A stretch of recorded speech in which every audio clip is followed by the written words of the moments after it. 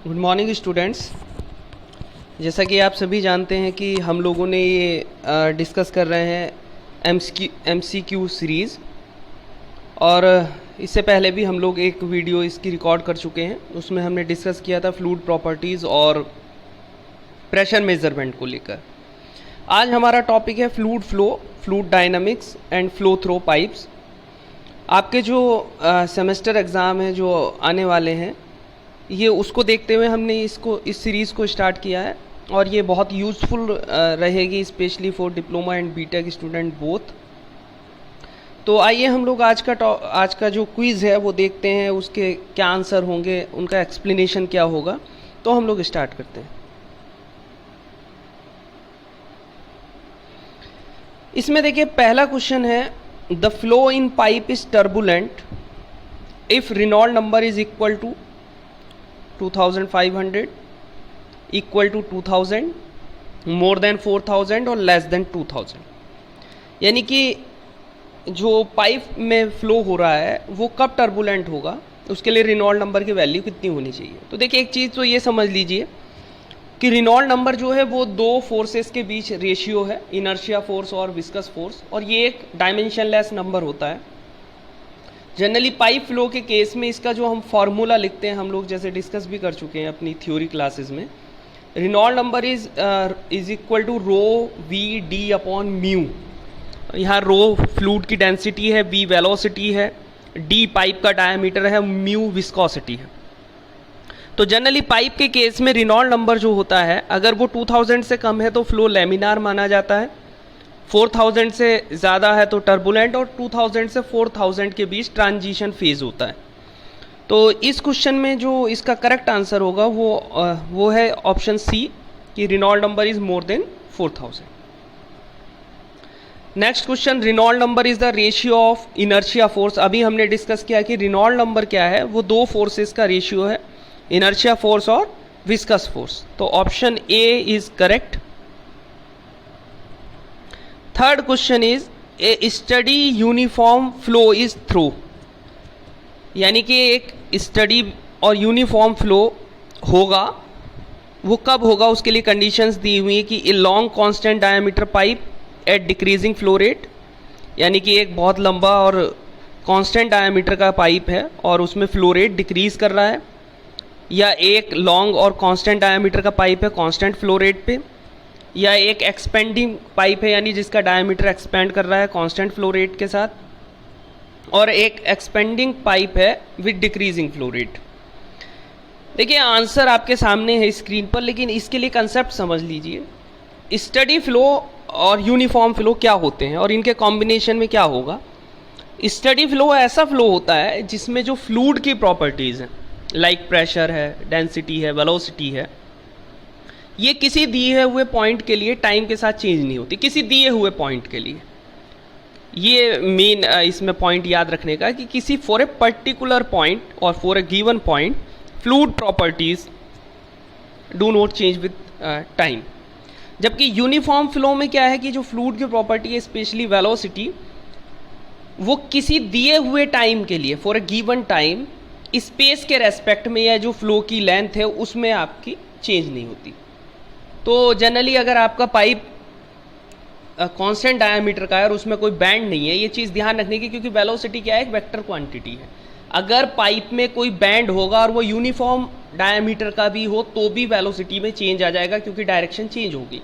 तो अगर आपका एक सीधा और एक कांस्टेंट डायमीटर का पाइप है और उसमें फ्लो हो रहा है तो वो यूनिफॉर्म फ्लो होगा, क्योंकि उसमें वेलोसिटी चेंज नहीं होगी for a particular given time. इसी तरह से स्टडी फ्लो के लिए कंडीशन ये है कि भाई जो फ्लो रेट है यानी डिस्चार्ज है वो कांस्टेंट होना चाहिए, जितना एंटर कर रहा है उतना ही बाहर निकलना चाहिए। तो इन दोनों का कॉम्बिनेशन जो है वो कब पॉसिबल है कि एक कांस्टेंट डायमीटर पाइप हो और कांस्टेंट फ्लो रेट हो, तो वो फ्लो स्टडी भी होगा और यूनिफॉर्म भी होगा। So option b is correct.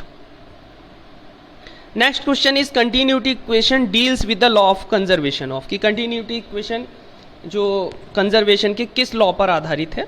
Option a is mass, b momentum, c energy, d none of the above. तो option a is correct, mass, यानी कंटिन्यूटी इक्वेशन जो है वो मास कंजर्वेशन पे डिपेंड होती है।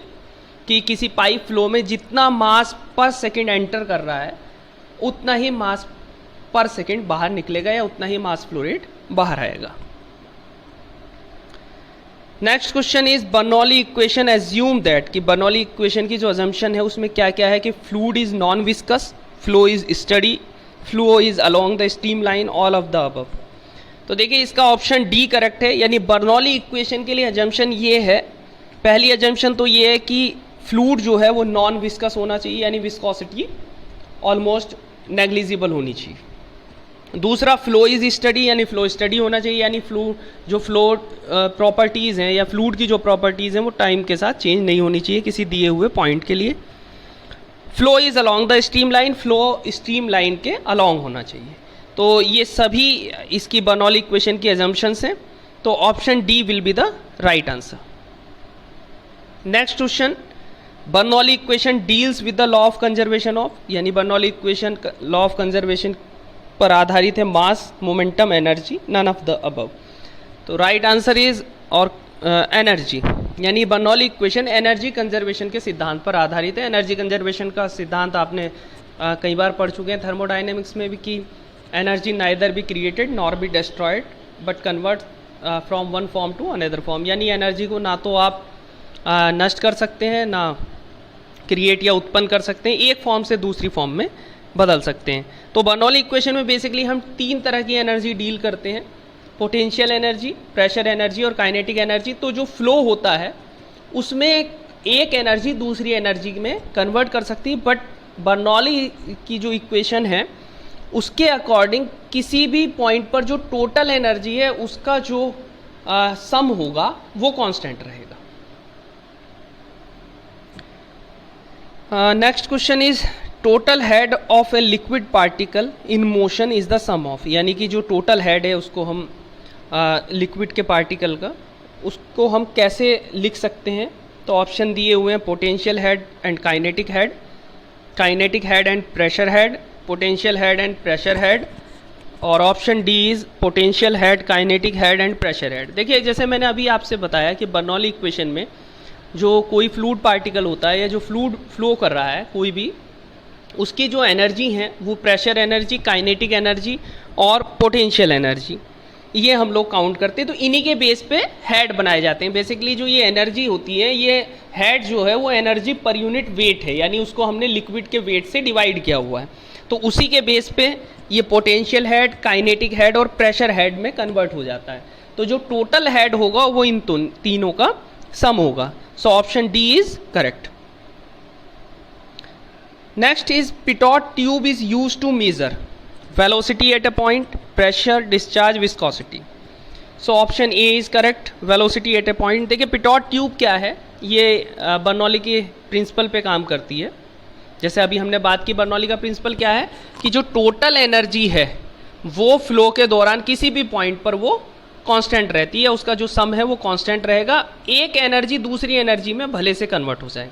तो पिटॉट ट्यूब क्या है, एक ट्यूब होती है जिसका यूज़ किया जाता है फ्लो के दौरान किसी पॉइंट पर वेलोसिटी को मेज़र करने के लिए। देखिए इसको स्पेशली ध्यान रखिएगा, क्योंकि जनरली बर्नौली के जो अदर एप्लीकेशन है like venturi meter, orifice meter, उनका जो हम यूज़ करते हैं वो करते हैं डिस्चार्ज को मेज़र करने के लिए, जबकि ये जो है पिटॉट ट्यूब ये वेलोसिटी को मेज़र करने के लिए यूज़ की जाती है। तो कई बार स्टूडेंट इसमें कन्फ्यूज़ कर जाते हैं, वो डिस्चार्ज को ही ऑप्शन लगा देते हैं या उन्हें थोड़ा कन्फ्यूज़न हो जाता है। Next question is Venturi meter is used for the measurement of velocity at a point, pressure, discharge, viscosity. So जैसा अभी मैंने आपसे बात की कि वेंचुरी मीटर का जो यूज़ किया जाता है वो डिस्चार्ज या फ्लो रेट को कैलकुलेट या मेज़र करने के लिए किया जाता है। ये भी बर्नौली के प्रिंसिपल पे बेस्ड है। कई बार देखिए ऑब्जेक्टिव टाइप क्वेश्चंस जैसे हम बात कर रहे हैं वो ऐसे ना बोल के ये बोल सकता है कि वेंचुरी मीटर किस प्रिंसिपल पे काम करता है, कंटिन्यूटी इक्वेशन, बर्नौली इक्वेशन या मोमेंटम इक्वेशन, कुछ भी दे सकता है और फिर आपसे वो आंसर पूछ सकता है। तो साथ साथ आप ये भी याद रखिएगा कि वेंचुरी मीटर जो है वो बर्नौली के प्रिंसिपल पर बेस्ड है। Next question is as compare to orifice meter venturi meter gives more accurate result, less accurate result, same result, none of the above. देखिए एक चीज़ तो ये समझ लीजिए कि जो ऑरिफिस मीटर है और वेंचुरी मीटर है दोनों ही डिस्चार्ज मेजरमेंट के लिए यूज़ होते हैं, दोनों का काम डिस्चार्ज को मेज़र करना है और दोनों ही बर्नौली के प्रिंसिपल पर बेस्ड है। ये तो इनके बीच में सिमिलरिटी है। डिफरेंस ये है कि जो जनरली हम वेंचुरी मीटर लगाते हैं वो ऐसी जगह लगाते हैं जहाँ थोड़ा स्पेस ज़्यादा होता है। ऑरिफिस मीटर एक सिंपल प्लेट है जिसके बीच में ऑरिफिस दिया रहता है। तो वेंचुरी मीटर जो है वो compare to orifice meter more accurate result देता है, हमें ज़्यादा एक्यूरेसी मिलती है उससे। तो option a is correct. Siphon works on the principle of, siphon एक लंबा बैंड पाइप होता, मुड़ा हुआ पाइप, और जो जनरली एक साइड से दूसरी साइड तक वाटर को पहुंचाता है जब वो दोनों साइड बीच में किसी पहाड़ी या किसी हिल उनके बीच में आ रही हो या सेपरेटेड हो। तो ये बर्नौली की इक्वेशन पे बेस होता है। तो option a is correct. Throat is associated with, throat एक पार्ट का नाम है और क्वेश्चन ये है कि ये किसके साथ एसोसिएटेड है, ये किससे रिलेटेड है। So option a is orifice meter, b venturi meter, c pitot tube, d manometer. So option b is correct, venturi meter. देखिए वेंचुरी मीटर जो है जैसे अभी हमने डिस्कस किया कि ये डिस्चार्ज मेजरमेंट के लिए यूज़ होता है और बर्नौली के प्रिंसिपल पर आधारित या बेस्ड है। तो इसके तीन पार्ट होते हैं, एक कन्वर्जेंट पार्ट होता है, एक थ्रॉट और एक डाइवर्जेंट पार्ट। तो कन्वर्जेंट और डाइवर्जेंट पार्ट जो है वो पाइप के साथ कनेक्ट होते हैं, जिस पाइप में आप फ्लूइड फ्लो कर रहा है जिसका आपको डिस्चार्ज मेज़र करना है, और उसमें थ्रॉट बीच में लगाया जाता है। ये थ्रॉट जो होता है इसका डायमीटर सबसे कम होता है। Next question is related to flow through pipes. Question is Darcy equation is use to calculate, यानी डार्सी इक्वेशन का किस लिए प्रयोग किया जाता है या यूज़ किया जाता है। Head loss due to friction, head loss due to sudden enlargement, head loss due to sudden contraction, head loss due to bend. देखिए जो पाइप फ्लो होता है उसमें एनर्जी का लॉस होता है और उन लॉसेस को हम दो कैटेगरी में डिवाइड कर सकते हैं, मेजर एनर्जी लॉस और माइनर एनर्जी लॉस। तो मेजर एनर्जी लॉस जो होता है वो फ्रिक्शन की वजह से होता है और फ्रिक्शन भी दो पार्ट में हम लोग अलग से इसको समझ सकते हैं। Friction with in fluid layers जिसको हम विस्कोसिटी कहते हैं, यानी कि जो फ्लूइड फ्लो कर रहा है उसकी जो लेयर्स हैं उनके बीच में जो फ्रिक्शन है जिसको इंटरनल फ्लूइड फ्रिक्शन या विस्कोसिटी कहते हैं, और दूसरा फ्लूइड जो फ्लो कर रहा है और जिस पाइप में फ्लो कर रहा है उसकी वॉल के बीच का फ्रिक्शन, यानी कि ये जो टोटल लॉस होगा ड्यू टू फ्रिक्शन ये मेजर एनर्जी लॉस कहलाएगा।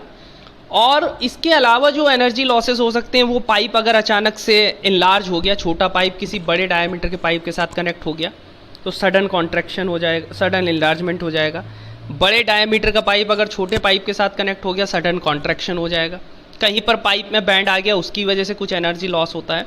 ये सब एनर्जी लॉसेस होते हैं पाइप में। तो जो डार्सी ने इक्वेशन दी थी वो डार्सी की बहुत फेमस इक्वेशन है। हेड लॉस का जो हम फॉर्मूला पढ़ते हैं 4FLV²/2GD, तो वो हेड लॉस फ्रिक्शन की वजह से जो हो रहा है उसको कैलकुलेट करने के लिए यूज़ की जाती है। So option a is correct. Next is loss of head in pipe is due to. देखिए अभी हमने पीछे डिस्कस किया था कि जो पाइप में लॉसेज होते हैं उसकी क्या क्या रीजंस हैं। तो इसमें ऑप्शन दिया है friction, sudden enlargement, sudden contraction, all of the above. So option D is correct. अभी हम डिस्कस कर चुके हैं मेजर एनर्जी लॉस और माइनर एनर्जी लॉस। देखिए क्वेश्चन कैसे भी पूछा जा सकता, वो ये भी ऑप्शन दे और यहाँ पे क्वेश्चन पूछ सकता था कि माइनर एनर्जी लॉसेज में कौन कौन से आते हैं, और यही ऑप्शन दे देता या इसमें और ऑप्शन चेंज कर देता, फ्रिक्शन की जगह वो पाइप बैंड कर देता और लास्ट में ऑल ऑफ द अबव, तो option all of the above होता।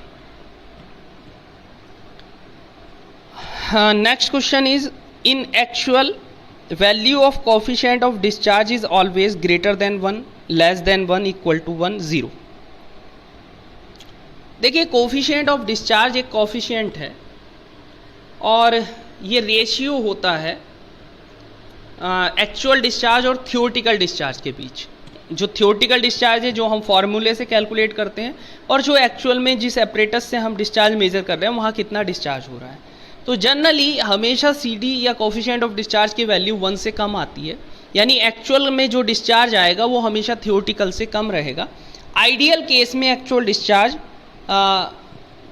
जो थियोरेटिकल डिस्चार्ज के बराबर हो सकता है, अदरवाइज ये कम ही होता। तो जो कोफिशिएंट ऑफ डिस्चार्ज की वैल्यू होती है वो लेस देन 1 होती है। जनरली जो बहुत एक्यूरेट इंस्ट्रूमेंट है लाइक वेंचुरी मीटर, वहाँ पे 0.97 0.98 तक जा सकती है।